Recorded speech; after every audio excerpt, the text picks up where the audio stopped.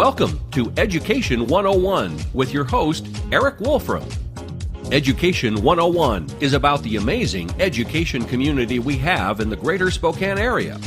We highlight the outstanding programs, teachers, supporters, and opportunities of the education community in the Spokane region. Education 101 is brought to you in part by STCU. Here's Eric.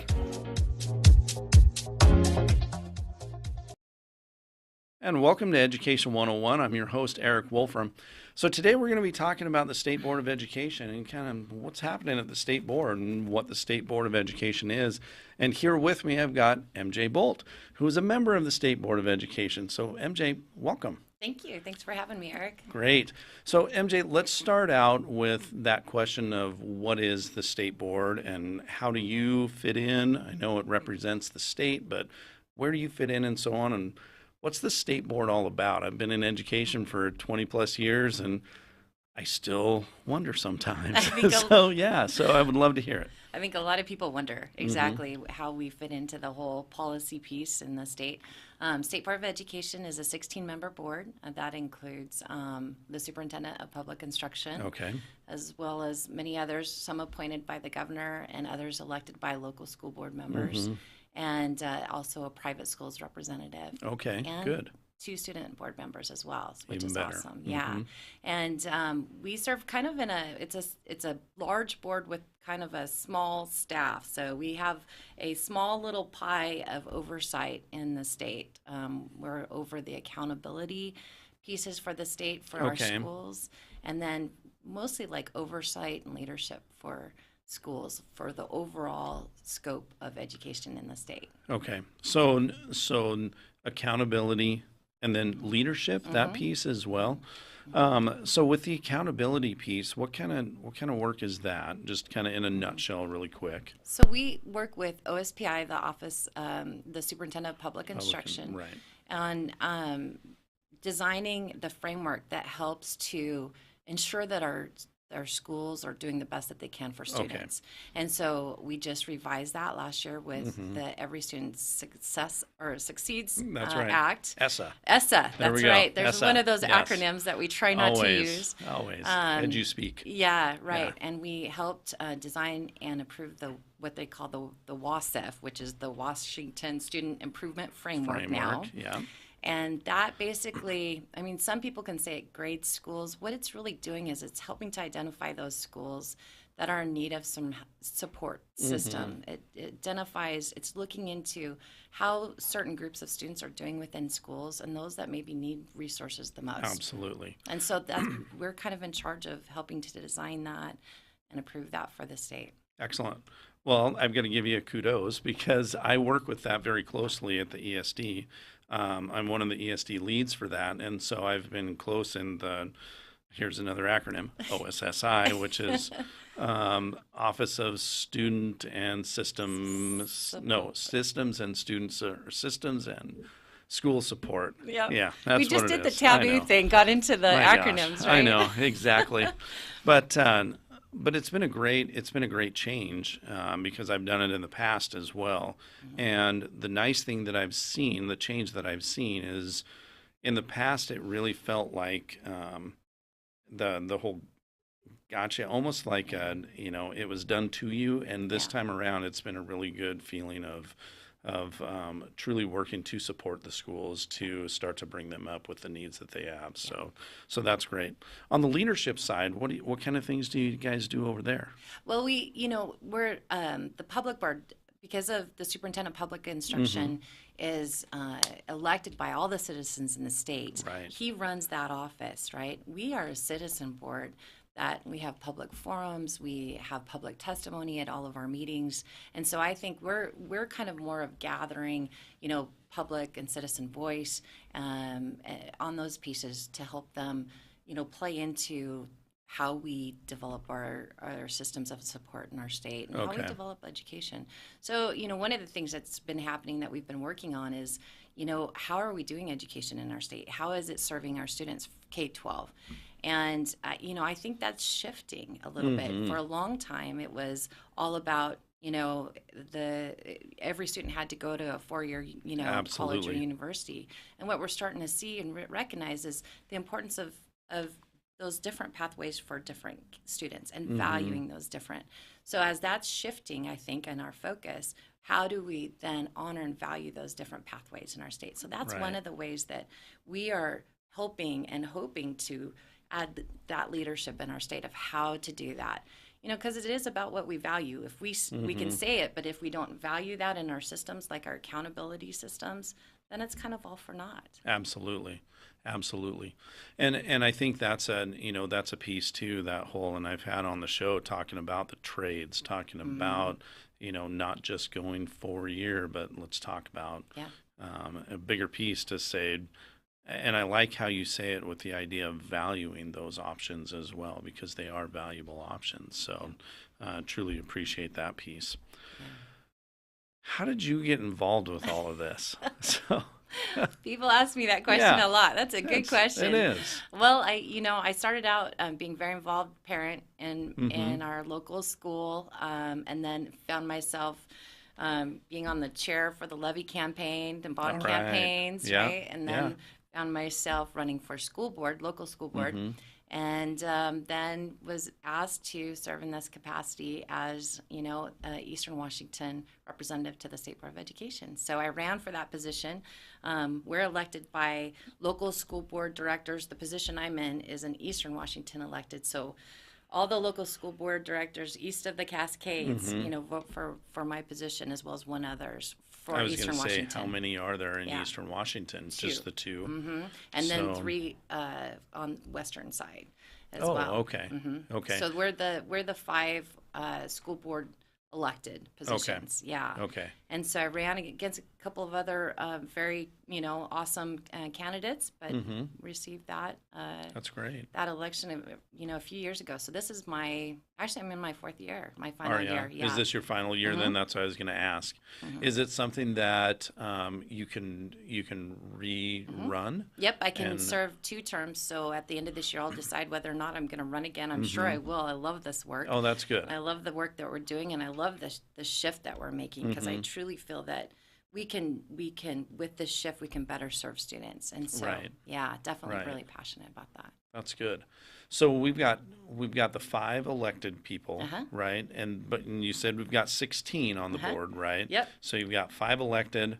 So that means you've got a few other people, 11 other people. One of them's Chris Reichdahl, the superintendent, public instruction. And then you've got kids on there too, Yeah, right? we do. And I tell you, that's just one of the most powerful things that we've had. We didn't happen to have that on the local school board that I served on. And I just am so passionate about their voice. They have the proximity factor. They live it and breathe it every day. Right. So we have one from the west side and one from the east side that are selected. And so right now, Autumn Wild just was selected as our Eastern Washington representative. And she's actually right here in Spokane Valley, right where Is I live she? as well. Yeah. And What she's school awesome. is she at? She's at Central Valley High Is she School. at Central Valley? Excellent. Yeah. Excellent. So Very passionate voice and just awesome to serve with. They both are. Joe Hoffman is from Everett.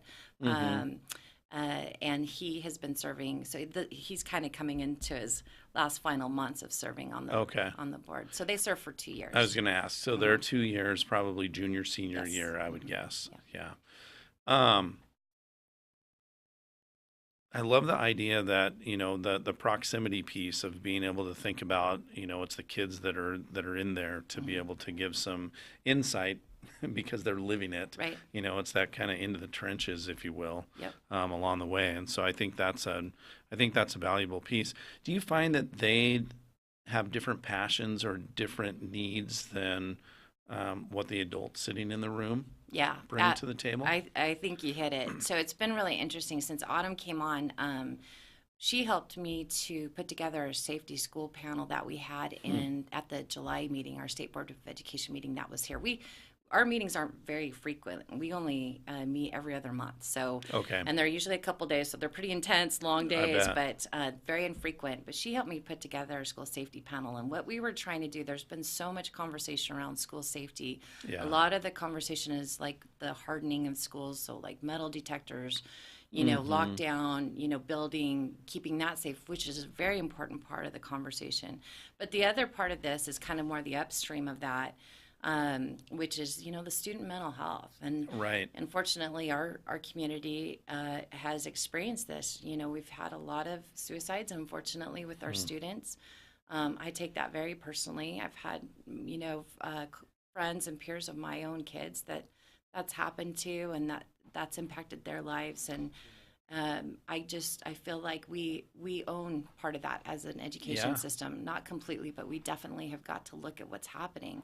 And I see the suicide thing as a common denominator with, also the violence in schools that we've also seen, unfortunately. And so what's going on? And I think our students can speak to that.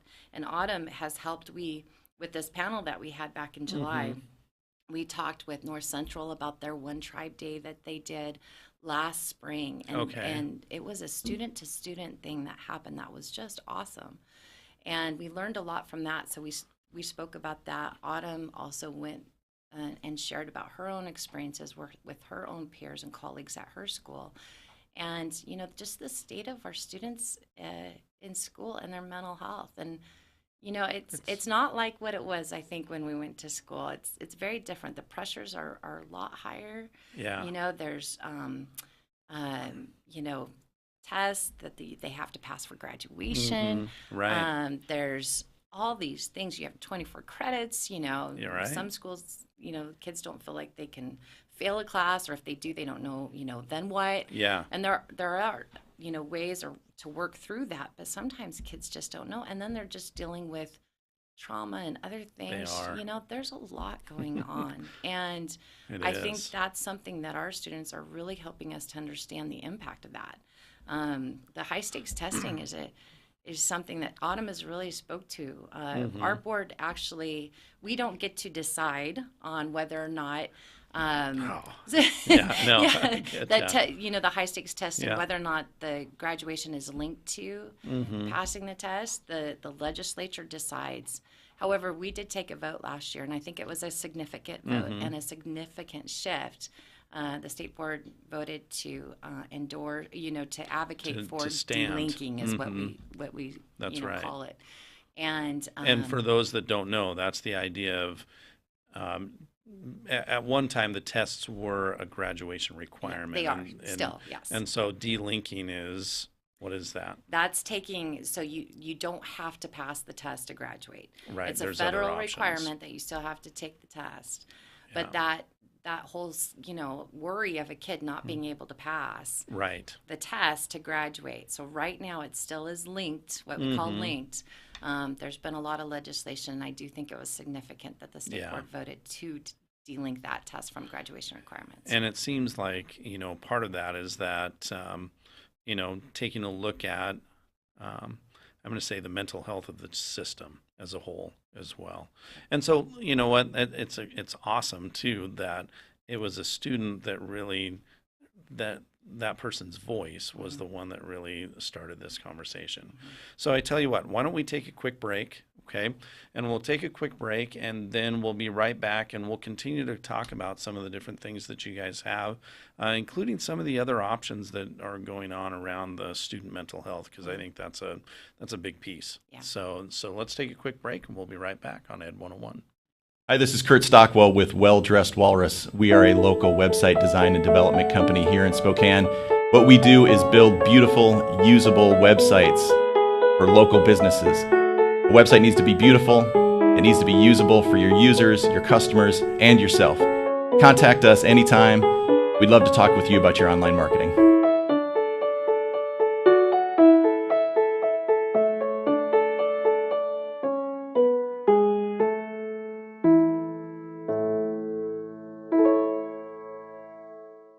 I'm Jade Becker, and I'm a senior at Chihuahua High School. I'm at STCU's Money Live event.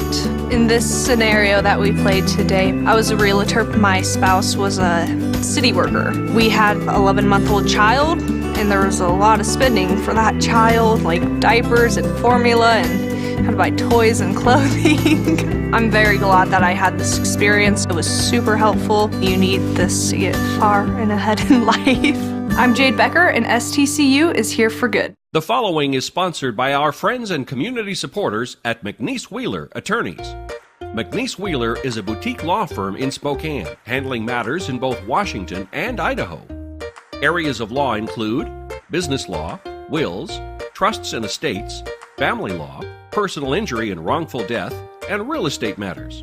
For your full-service legal needs, contact McNeese Wheeler Attorneys.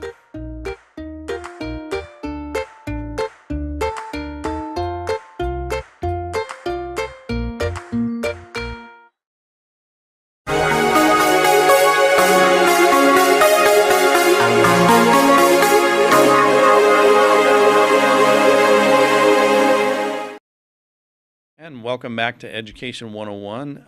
We're talking with MJ Bolt today, who's a board member of the State Board of Education. And so before the break, MJ, we were talking about really the student voice on the board. And the one piece that it was Autumn, right? Autumn really brought to the table was really taking a look at the health of students and really that mental health piece. You know, we were talking about things like the testing, the standardized testing, that it's a huge stress. You know, you throw other things on top of it, 24 credits, you talk about some of these other things. And it is a big thing. And so I'm glad to hear that it's a piece that's being talked about. You know, I've said multiple times on the show that I've got a 4th grader and a 9th grader at home, and it's a piece that we definitely see. I think about the school that we went to way back when, and man, it's different. You know, there's some high stakes things, and I think that's I'm glad it's being talked about. I will say that, and I'm glad that it's a student voice because I think we have a tendency to really try to push in an education world, and I put myself in there as well, to really try to push kids to think about, what are you doing? Yeah. You know, and I still find myself doing that, but I really try to balance it as a parent. Yeah. I really try to balance it at home and kind of keep an eye. You know, I've only got 2 kids at home, and I'm watching that, you know, and try to balance that as an educator, whether I'm, you know, elementary teacher with 30 kids or, you know, a secondary teacher with 150 kids. Right. It's hard to kind of keep an eye on that all the time. And so I think that's a great thing. You talked about some of the things that are going on. You know, Autumn obviously brought some insights from her time at Central Valley and some of the things that she's doing. You talked about it, NC, right? They did the One Tribe. What are some of the other things that you guys have seen, or maybe might be on the horizon, that might be some things that you guys are thinking about for that? I'm going to call it the mental health of the educational system in their schools. Well, you know, I think for education, especially, you know, statewide, we've been looking at like the achievement gaps for a long time. We've been, I mean, I think that's been the effort of the national, you know, landscape as well as, you know, state and local, is how do we close these achievement gaps that exist like with the different student groups? And we've been at this, you know, adding testing, adding high stakes, you know, requirements, 24 credits, and we're not closing those gaps. And so we just came out with our new strategic plan the state board did in the fall, in November, and I think you'll see a significant shift in that the focus is now being on the whole student. We realize that you can't dehumanize this system. This is all about people and students and creating those, you know, the best environments for them to learn. Right. And that includes mental health. That includes our students being safe and feeling safe, emotionally safe, you know, social emotional learning. And so that is some things that we're really starting to pay attention to. And the research shows that. You know, I've heard from some of the gurus in social emotional learning, all learning is relational.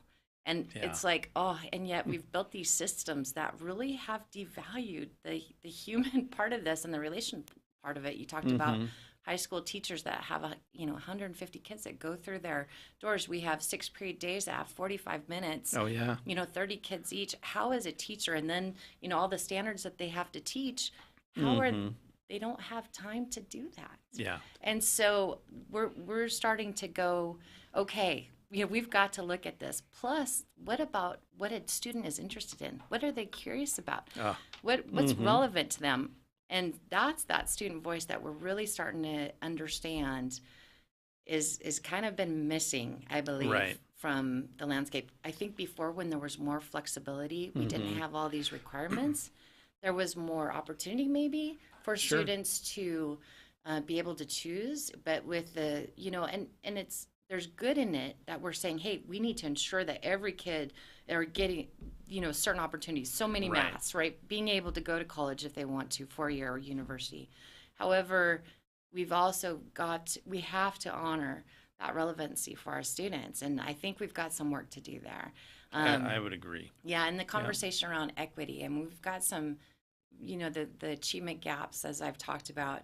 Our students of color, we just really have these gaps in our educational outcomes, and we've got to start paying better attention of what are the opportunities on the, front end of this that's causing that, those things. And so I think we're starting to look at this a lot differently than we have.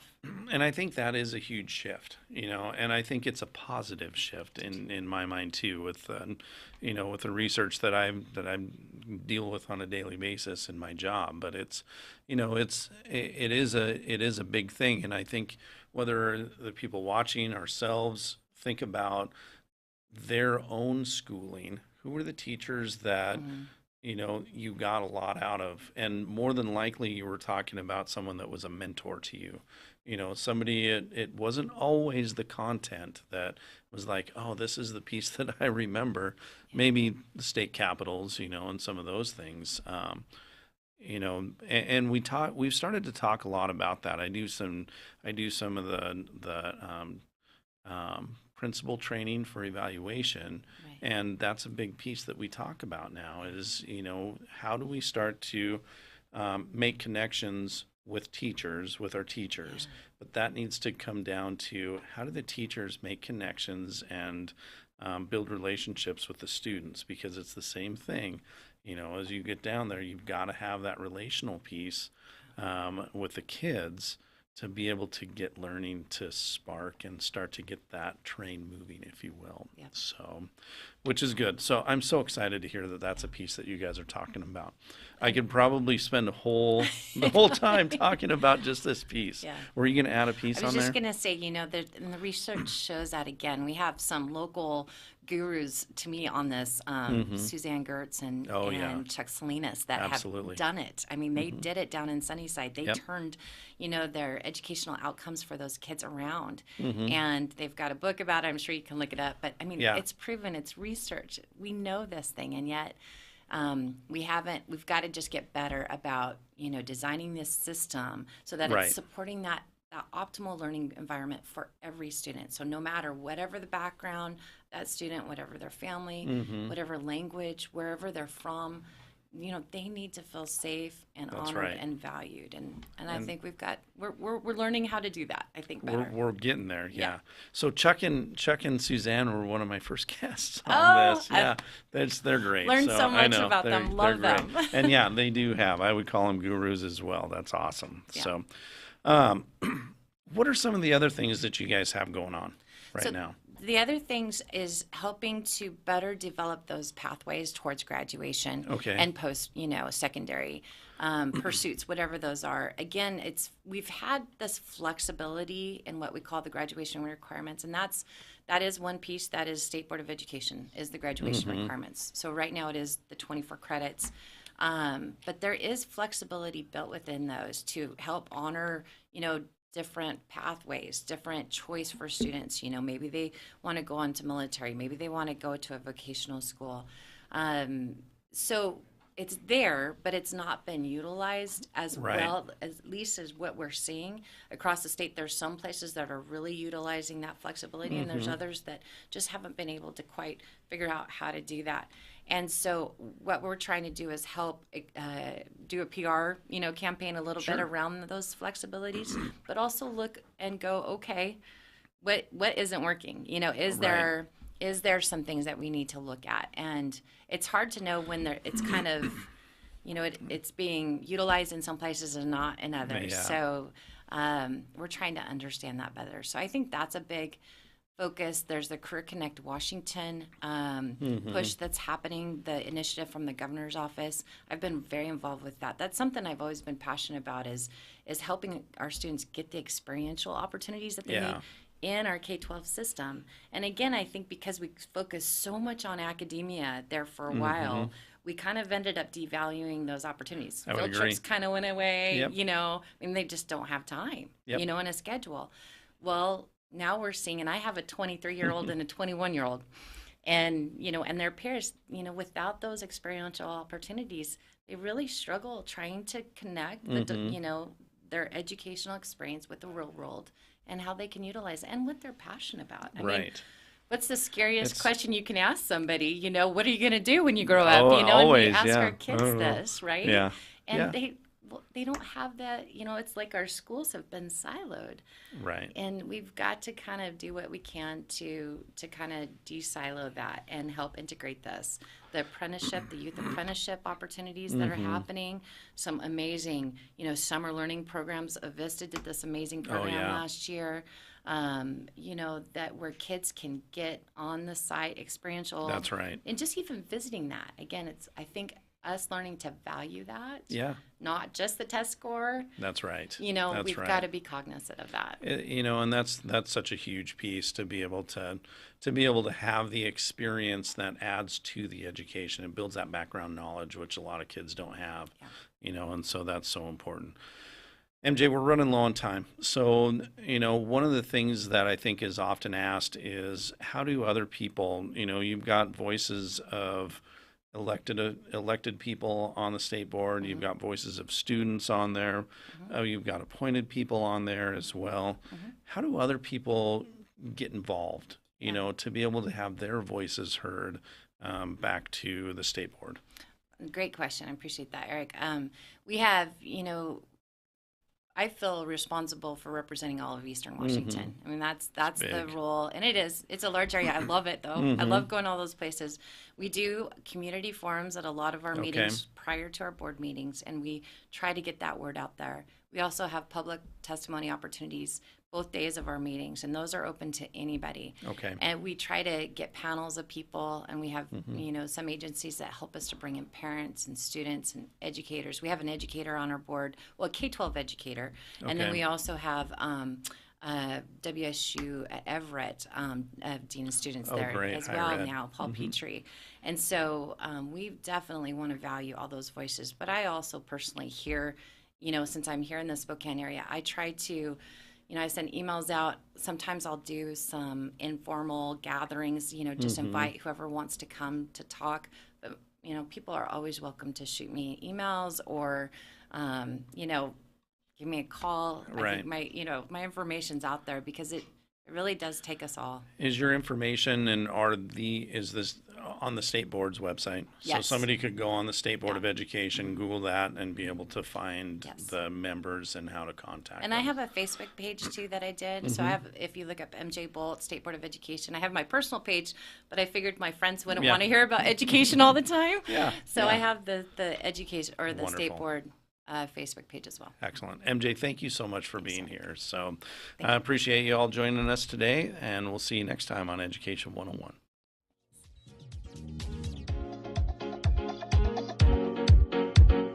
Education 101 is produced in Spokane, Washington by SpokaneTalksOnline.com, which is solely responsible for its content. Education 101 is brought to you by our friends at STCU. Ask Erik a question, recommend a guest, and hear this program again online anytime at SpokaneTalksOnline.com.